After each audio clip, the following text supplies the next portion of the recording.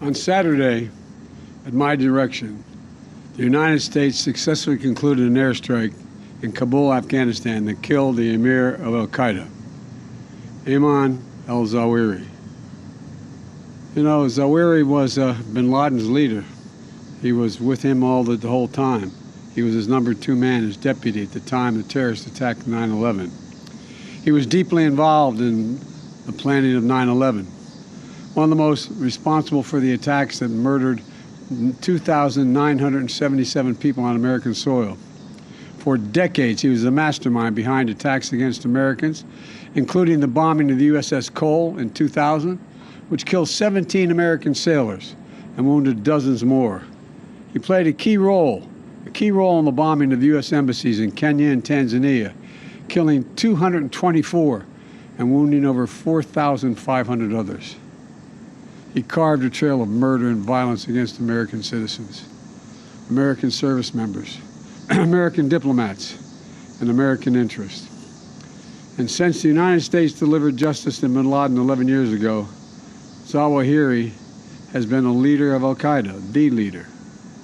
From hiding, he coordinated al-Qaeda's branches and all around the world, including setting priorities for providing operational guidance that called for and inspired attacks against U.S. targets. He made videos, including in recent weeks, calling for his followers to attack the United States and our allies. Now, justice has been delivered, and this terrorist leader is no more. People around the world no longer need to fear the vicious and determined killer. The United States continues to demonstrate our resolve and our capacity to defend the American people against those who seek to do us harm.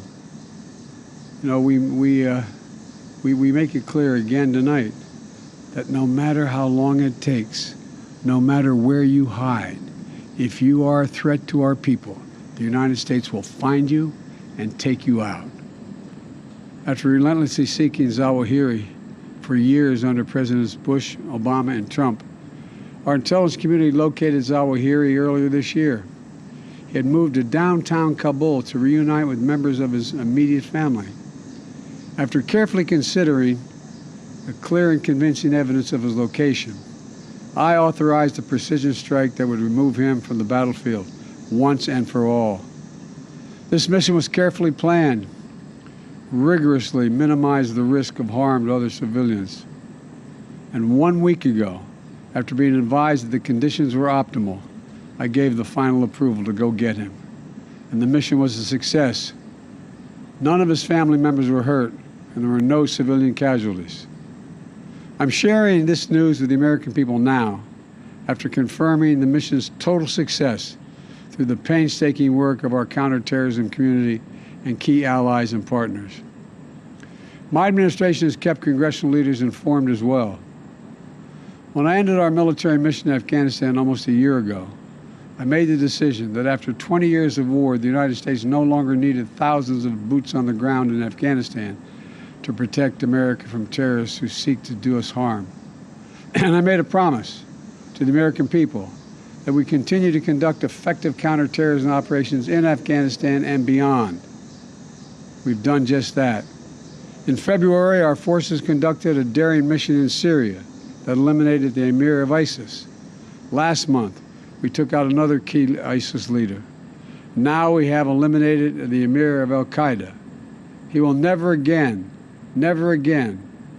allow Afghanistan to become a terrorist safe haven, because he is gone, and we're going to make sure that nothing else happens. You know, it can't be a launching pad against the United States. We're going to see to it that won't happen.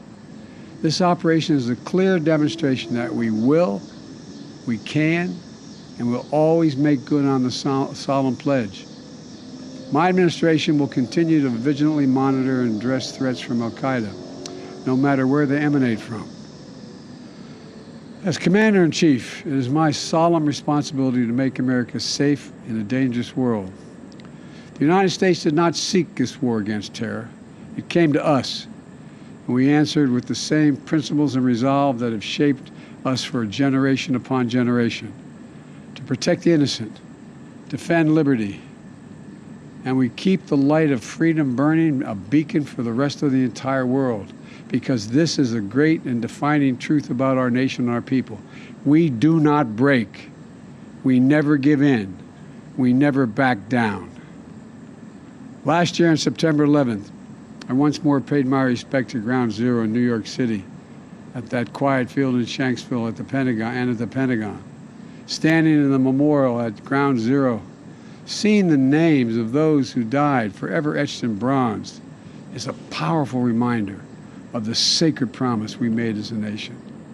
We will never forget.